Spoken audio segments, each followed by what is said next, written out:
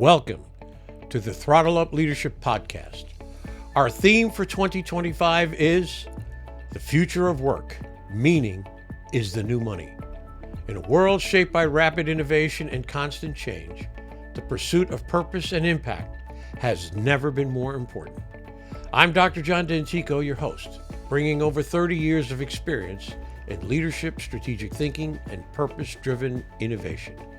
Here, we tackle the pressing challenges of our time, from the rise of artificial intelligence to the growing need for meaning in the workplace. Together, we'll uncover how leaders can ethically integrate AI to enhance decision-making and keep humanity at the heart of their organizations. Remember, amidst all the technological advancements, in the end, it's always about the people. This podcast is your resource for actionable tools, thought-provoking discussions, and inspiring stories. It's time to go beyond leadership development and focus on leadership impact, creating workplaces where people thrive, innovation flourishes, and meaning truly becomes the new currency. Thank you for joining me on this journey. Now, let's throttle up and dive into today's episode. Hello again, and welcome to the Throttle Up Leadership Podcast. I'm your host, Dr. John Dentico. With me today is Avi Kahan. Avi Kahan is a conflict resolution specialist, mediator, and arbiter with a mission to transform high-stakes disputes into opportunities for clarity, collaboration, and long-term success. As the founder of a nonprofit center dedicated to resolving conflicts, Avi specializes in business disputes, partnership dissolutions, and bankruptcy cases, guiding individuals and organizations from division to resolution. With a deep belief that conflict is not inherently negative, Avi helps leaders and professionals view disagreements as a strategic catalyst for growth. His work empowers clients to engage conflict with intention, leading to sustainable solutions and stronger, more meaningful relationships. Avi's approach blends legal expertise, emotional intelligence, and a values-driven framework that is especially relevant in today's volatile business environment. He's passionate about reframing leadership through the lens of resolution, teaching that true leadership is not about dominance, but about the ability to unify. Whether navigating financial crisis, organizational breakdowns, or interpersonal tensions, Avi brings a calm, structured, and insightful presence to every negotiation. His goal is simple: to help others build resilient, principled, and purpose-driven organizations, one resolution at a time. I'm truly pleased that he is here with me today. Good morning, Avi. How are you? Good morning. Thank you. And yourself? I'm good. So, Avi, let me start off with a little bit more of a personal touch this year in my podcasts and ask you to tell me a bit about yourself. Where did you grow up, and what in your mind were some of the fundamental influences in your life? So I grew up in New York, most of my life, and a little bit in Brooklyn. When I was in my early teens, my parents moved to upstate New York, where I've grown up and built a family myself. I spent most of my time as an Orthodox Jew studying in universities and schools that focus on conflict resolution. You start your day studying the Talmud. The Talmud usually brings two opinions about one topic, because if you ever met anybody in a Jewish community, you'll know one topic, two opinions. You will not find the converter. And the Talmud takes those two opinions and tries to poke holes in each one, tries to show maybe this one is coming from that agenda or maybe that tradition and doesn't align with that one. And you just spend the days debating what the conflict is and how it's being resolved. And I would say that created a focus and a mission statement in my life that I wanted to see if I could take that experience and translate it and bring it into the business world or bring it into people's families. And that's where I got involved in business conflict resolution and matrimonial conflict resolution. That's great. I grew up in New York, Upper East Side there. Went to Catholic grammar school, Catholic high school, Catholic college. I graduated from St. John's. It's an interesting place. People say, well, what was it like growing up in New York? And I say, it's about the best education you'll ever get. You get to see so much across so many different horizons. So I appreciate that. So, Avi, let me ask you this question. You describe conflict not as something to avoid, but as a catalyst for growth.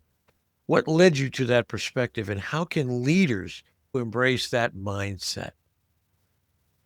What led me to that perspective was very simple. If you focus on the history of the Enlightenment movement, the history of science, it came from a tremendous amount of conflict. Even in Greek theology, you find that Plato, in his works, The Last Days of Socrates, he has a dialogue known as Euthyrio, where Socrates has a dialogue with somebody about morals and what's right, where somebody was bringing his father to trial for murder, and they debate, like Socrates debates the person's genuine morality. And if that's how ideas are created, through a debate, through a conflict, through one person pushing the other person to find out how genuine they are and try to poke holes, then why wouldn't you want to take that further? Because the worst thing I've experienced is when people are in conflicts that are not resolving, right? Or seem unresolvable. I mean, look, I'm a Jewish person and I spent a lot of time in Israel. And if you think about it, Israel's a conflict that's been going on since the death of Abraham. It's like an inheritance conflict where two children of Abraham are still fighting. They both believe in the Abrahamic tradition. America's trying to call the peace resolution the Abrahamic Accord. How are we going to resolve our differences? It's an inheritance battle that's been going on since biblical times. You ask an average Jew and an average Arab, what are you guys even fighting about? Most of them can't articulate it because it's such a conflict that's going on for thousands of years. People don't even know. I watch sometimes on Instagram or TikTok debates for people in the Muslim community or the Jewish community sharing their opinion. I'm like, that's not the conflict. The conflict is so much deeper, but you guys aren't creative enough or confident enough to have that debate. We're left to fighting over land and morals and killing, and that's not good. Unresolved conflict could be the worst thing. I call unresolved conflict hell. It's very interesting. There's a word that when I talk about conflict or conflict resolution, in the world that I deal with in leadership, I talk a lot about dialogue. And you don't hear that word enough. I have a friend who wants to debate me all the time. And there is no dialogue. It has to be a win for him. Even if you come back with some incredibly interesting facts and present him with a different truth or perspective, no, he wants to win. So I don't debate him. I'll just say, I'm not going down that road because I know there is no exchange here. There is no dialogue. There is no transfer of meaning. That's the way I look at dialogue. So I agree with you. Yeah, I also agree that we need more people who are willing to engage in conflict resolution, engage in dialogue, and dig deep, especially in organizations. I'm a big fan of strategic thinking. Strategic planning is good. But if you don't do strategic thinking before you do strategic planning, it's much like rearranging deck chairs on the Titanic. Nobody cares where the drink trolley is if you have a hole in the boat. Yet we have, I'm sure you've seen this, we have the halls of business are lined with the empty carcasses of organizations who never went after the real problems, who never tried to find the real issues, the real questions, and just kept doing tactics, just kept moving along. And I think we know I could that. tell you not to play devil's advocate, but let's try to figure out what's holding back organizations or people from reaching the epitome of conflict. I think there are two things that hold back humans from reaching the epitome of conflict. Am I willing to say that I'm wrong? That's so scary for so many people because if I'm wrong about this, then I'm wrong about so many other things also. And those things I don't have the courage to even debate. Let's say, for example, a guy's married and has 6 children, right? They're young children. They're all under the age of 10, let's say. 6 children under the age of 10. He's making $100,000 a month. His wife is making $100,000 a month. They're able to afford their lifestyle, right? Great.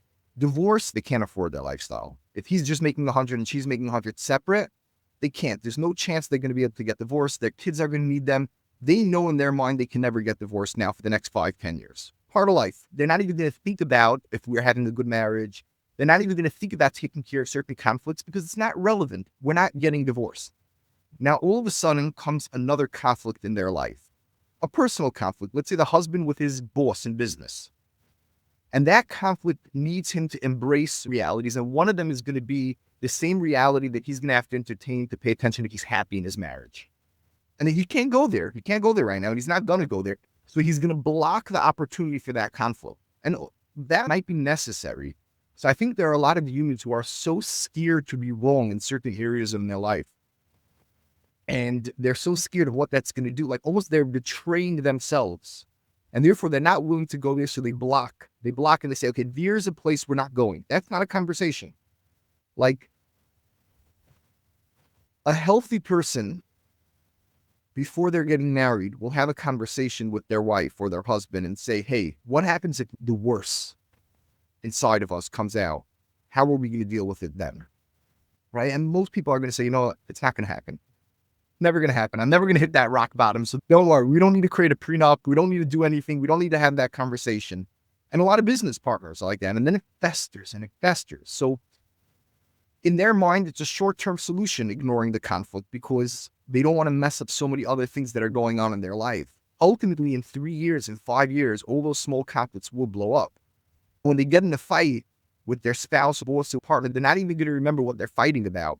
So the alternative is terrible, but I understand the agenda not to have fights and not to get into conflicts. I respect it. People are very scared of what it's going to cause them to do. Like, should I get into a religious conversation? Am I even able to leave my religion if I want? I can tell you personally, I am so dedicated to the Jewish religion that I have no problem having conversations with people about Judaism. I know no matter what you're going to tell me, it's not going to make me change. Why? I have a family, I have parents, I have siblings. My whole life is in the Jewish tradition. So practically it makes no sense for me to leave the Jewish tradition, right? But someone who's scared to have that conversation because they're scared maybe they're going to leave, it's very scary to have conflict be resolved. Sometimes people are okay with conflict. And I think that's not healthy, and I'm trying to push people away from that. But I respect people tremendously don't want to have conflict. They don't want to shatter their reality. I agree. I can't tell you how many times I've had conversations with numerous guests. I've been very blessed. And we talk about vulnerability. We talk a lot about what does it take to be vulnerable, to say, you know what? I messed this up. I really blew it. Man, I don't know what I was thinking, but I blew it. And I will tell you that every time I have recognized that I've made a pretty good doozy mistake, as they say, and admitted it. I've always been the kind of person, I don't know why, but I think a lot of it was my military training as a naval officer. You never, ever want to lie. So take the hit. Two things happen. Number one is if a senior officer might say to me, so how are you going to fix it? I say, okay, well, that's what I'm going to do. I have a plan to fix it. Or the other thing that I found interesting was whenever I stood up and said that, even in business, people would gather around me and support me, say, don't worry about it. Don't worry, we got it.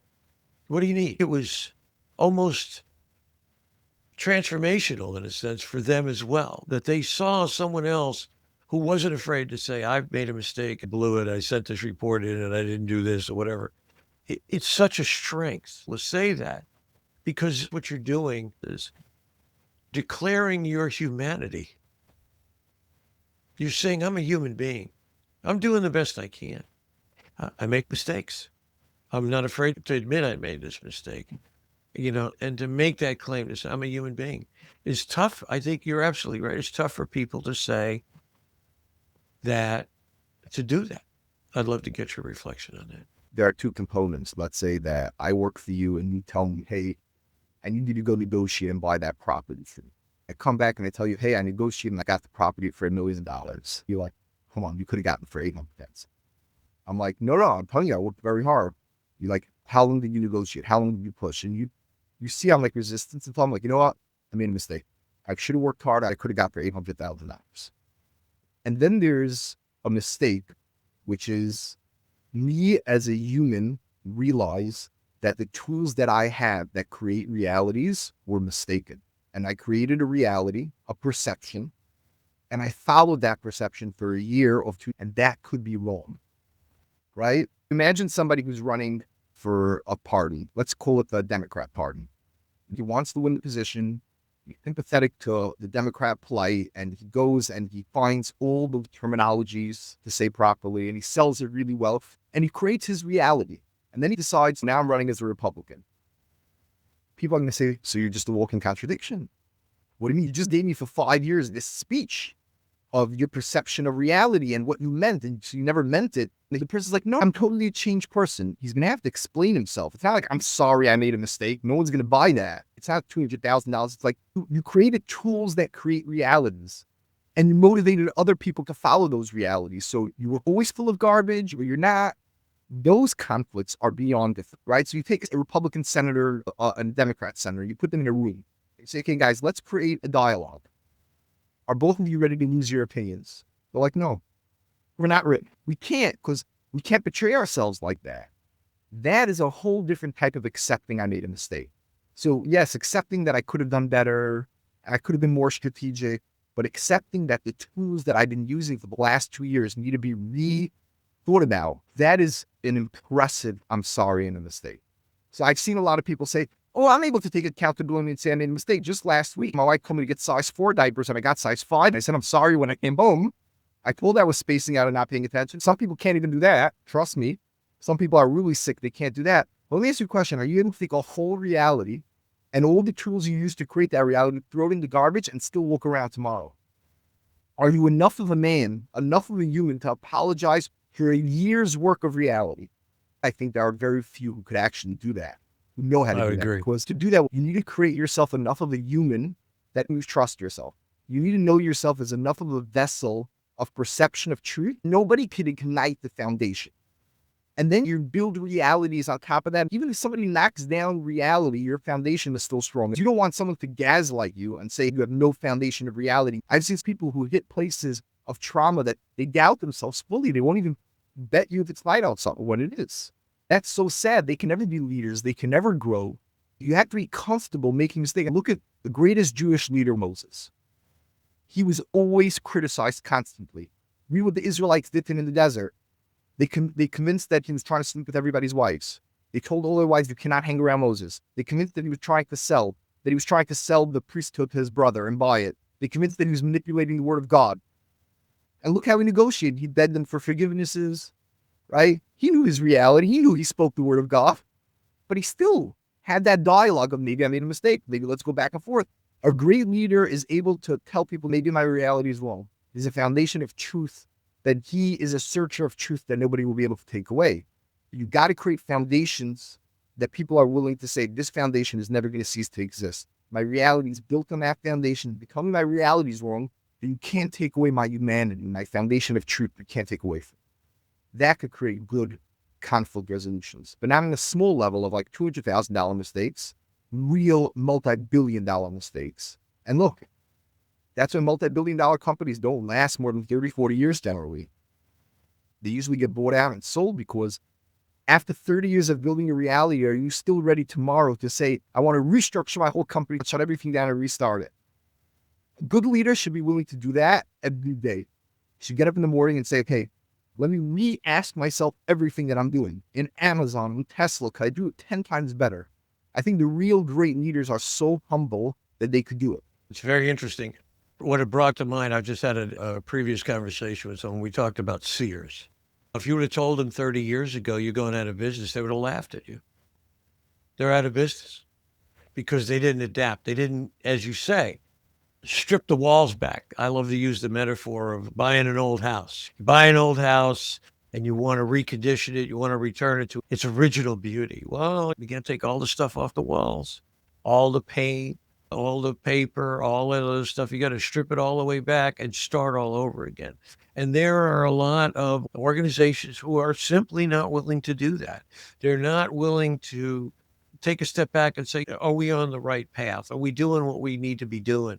That kind of a thing. And to me, that's strategic thinking. But it's the scary. Difference is that it's scary. It's scary. It's very scary because you're successful. You're making lots of money. The golden handcuffs, as they call it, for CEOs. Why would I want to change anything? Well, it takes a lot to step back and say, if we continue down this path, we're 5 to 6 years from now, we're not going to be this company. We're going to have to change it. We're going to do something. Or if, as you say, they get bought out. To me, the difference between strategic thinking and strategic planning is strategic planning looks to find answers to questions. Strategic thinking makes sure you're asking yourself the right questions. A lot of times, companies don't ask themselves the right questions. They're just doing tactics. They're just every day they're doing tactical kinds of things, selling, marketing, doing that kind of stuff, and not really taking a step back and saying, wait a minute, do we really want to make refrigerators in the future? Maybe we'll make truck axles. That's the growing market. Let's go there. I'm just making that up as an example, but it takes a lot to do that, and then be willing to stick with it and bring it to fruition. Let me move on to another question. You said that true leadership is measured by the ability to unify rather than dominate. How can leaders develop the skills to turn tension into collaboration, especially during financial or structural crises? I took this idea that there's a major conflict, and it's a funny word to me, but there's a major different personalities between arbitrators and mediators. Arbitrators are more like judges, right? They give answers and come in to share your case. And mediators are much more of trying to come to a resolution together with the client. That's the only way they're going to be successful. And they're a very different type of personality, right? Judges and arbitrators could enforce their decision on you. They don't care if you walk away happy. Most times, both parties walk away not happy, right? Mediators, their only success is if both parties walk away happy. In both fields, arbitration and mediation, they're both room to criticize each other. Arbitrators criticize mediators and say, you guys can't handle difficult cases. You can only handle cases that the clients are willing to settle. And mediators turn to arbitrators and like, you're so lazy, you could allow these clients to walk away peacefully and you're getting your dominant decision. Now, there's truth to both those personalities. A boss needs to be an arbitrator. He needs to be given the law and have it enforced. Just like when Moses commanded the Israelites on a judicial system, he says, judges and enforcers you should have in every community. But the real vision is to have judges and advisors. If you come up with an idea and you're able to advise people that they want to keep it, not that they need to keep it. Because if you want to know the difference between happy employees is if they need to be there or they want to be there. And if you're an arbitrator, they need to listen to you. If you're a mediator, they want to listen to you. You need to be an arbitrator in your heart and make your decisions, but then you need to carry them out as a mediator. The ultimate judge will learn how to advise and not enforce. I believe a sign of utopia is when the judicial system does not need to force. People want to keep it instead of need to. We don't need a police department. We just need judges telling us what the law is, and then they advise us, and it makes sense. And we want to act out that way. Well, that's certainly an idyllic perspective in the world we live in today, but I would agree. I mean, if the law was the law and people followed the law, things would be a lot better. And it seems that every day, not that I want to get into the political side of it, greater levels of polarization exist. People pulling farther and farther apart. So yeah, but just imagine when the solution for that conflict will happen, how beautiful that solution will be. Because there's also something important. You cannot have a solution without the conflict. Conflict is painful, but there is a light at the end of the tunnel. Now everybody's finally sharing their full opinions. And I think years people to be able to articulate their opinions well enough. Years of advertisement and marketing to unions themselves to understand what's frustrating. But there's a frustrating tension that needs to be resolved through humanity. Maybe people need to articulate. So maybe we need the painful conflict, and it's going to hurt. Don't get me wrong. Conflict is painful for people and humanity. But think about the solution that conflict could bring. Without the conflict, you will not have the solution. There's no way to skip. It's the biggest mistake when bosses like, oh, here's the solution. Like, no, there's an issue. We got to discuss it. So I look at myself as a student of conflict. I watch the issues between the right and the left. The right and left is a metaphor for everything, in America and religion and everything. And, I'm not on the right and I'm not on the left. I want to accept what the middle is going to come out with based on the conflict between the right and the left. And I want to just follow that. And maybe one day we'll have some great answer. I agree. I think that goes to the point that you make, and that is, don't see conflict as something that's bad. That's automatically a terrible thing. Painful. but it's like It's painful. birthing pains. It's like a snake that sheds its skin. A mother who gives, it's a pain that needs to happen. And if you don't shed your skin, you could suffocate. And if a mother doesn't give birth, she'll die. It's pain that could have happiness at the end. And therefore, most snakes don't cry when they shed, and most mothers don't cry when they give birth because they know it's a pain. They cry out of joy. It's painful. It's confusing. A pain that births solution is treated differently than a pain that's going to birth destruction. I agree.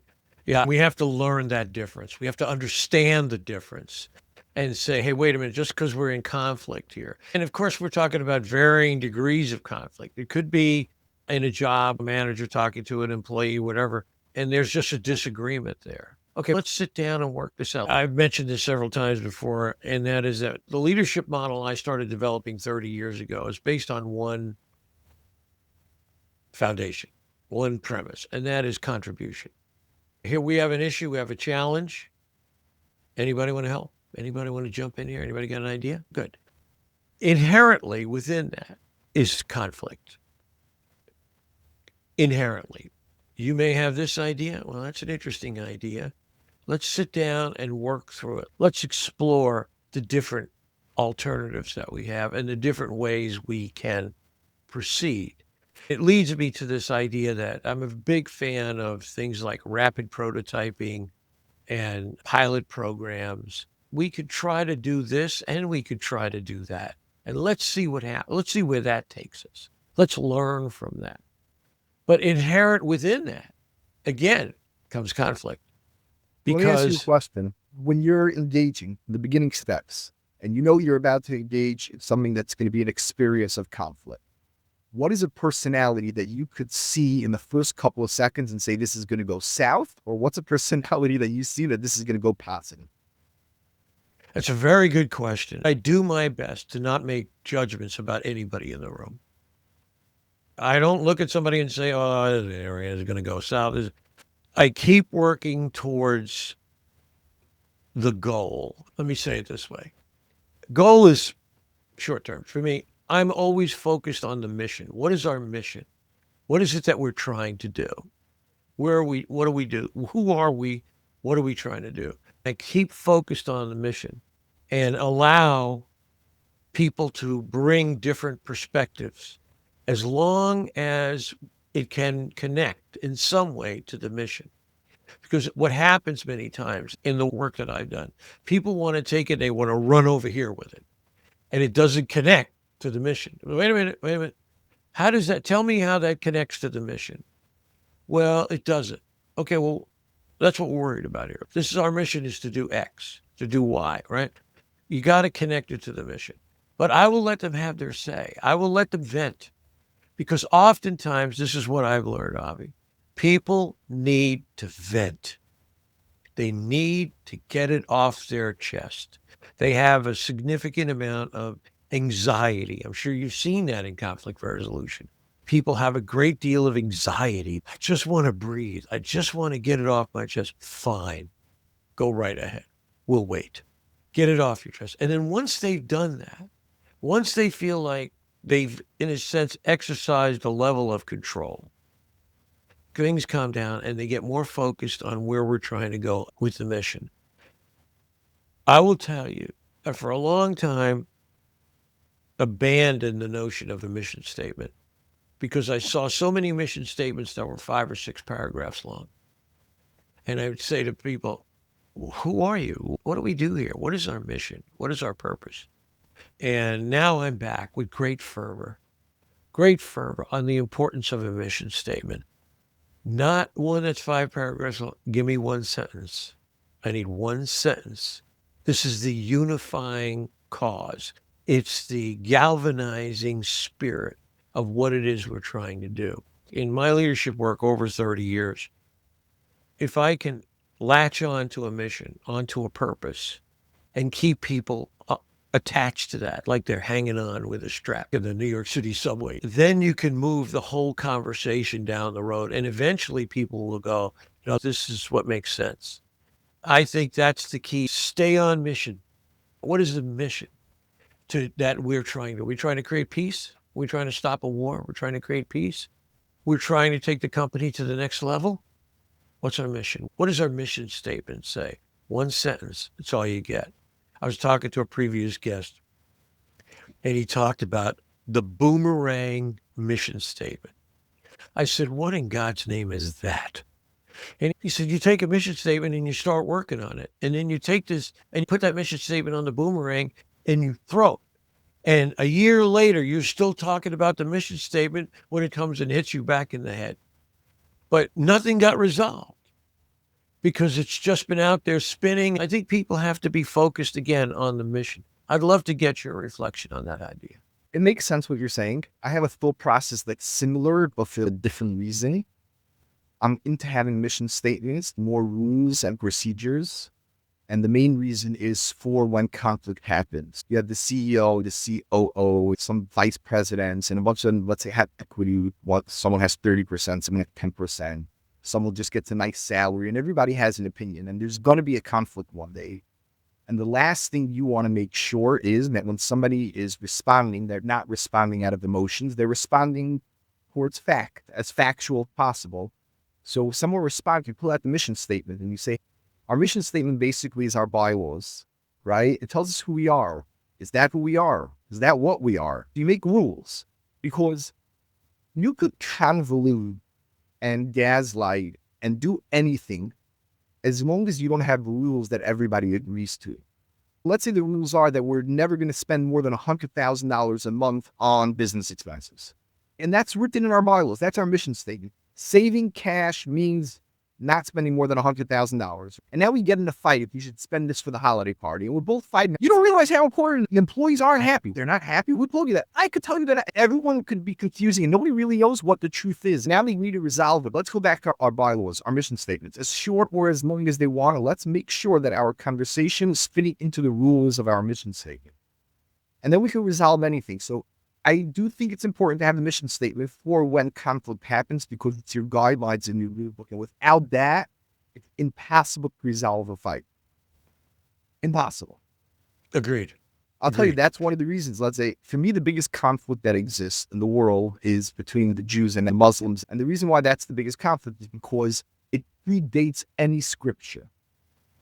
So there's no rules that we can now say, hey, in your rule book, yes, everybody created the Jews after Abraham wrote their Torah, and the Muslims after Abraham, they wrote their Quran, both the word of God, but our relationship predated scripture, which means the resolvement of our dispute is not going to be a scripture-based resolution because the bylaws, which were our books, were written after we went into our partnership, after Isaac and Ishmael were brothers, after they were born from Abraham. Years later, the first rule book and mission statement was written.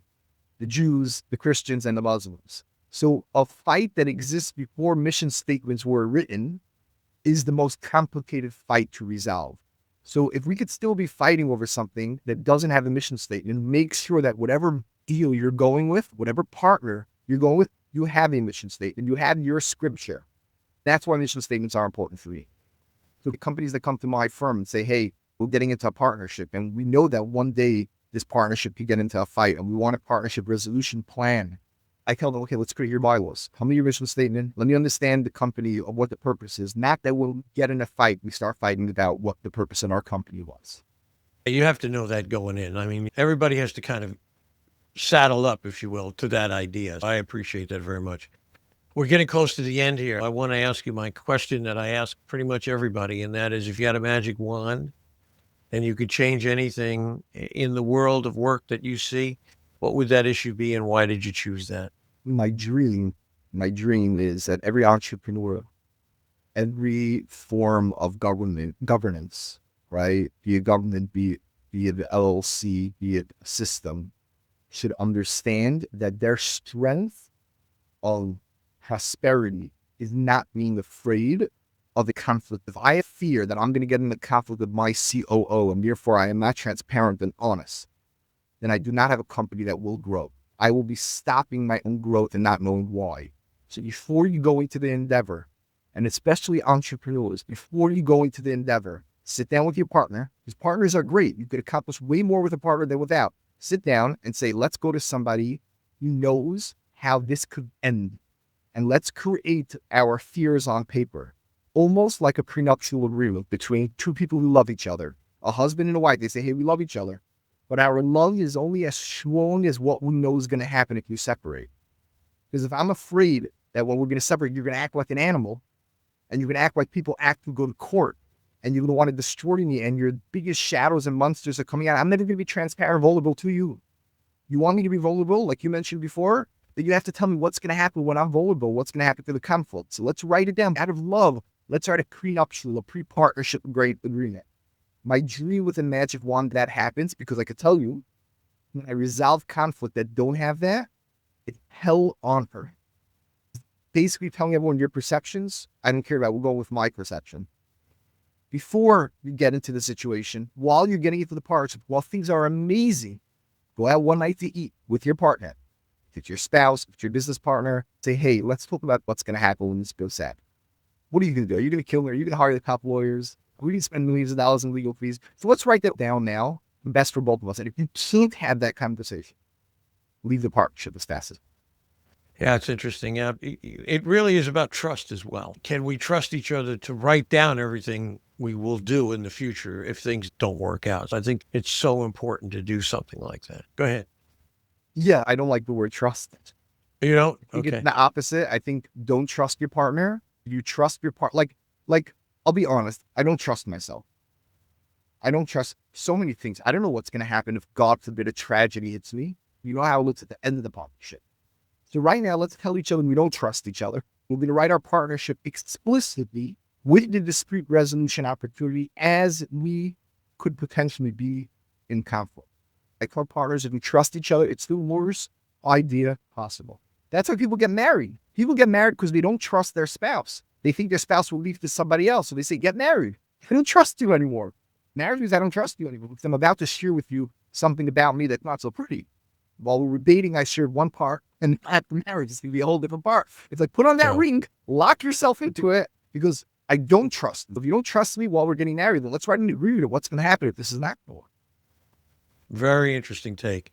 I have to do a lot more thinking about that, but I certainly will spend some time ruminating about that. So I appreciate it. Listen, Avi, this has been a pleasure and an honor to have you here. I appreciate your time this morning on the Throttle Up Leadership Podcast. I hope you had a good time, and I wish you great success in the future. I really enjoyed your tidbits of information. How you encouraged me to really hear. Okay, great. Thank you.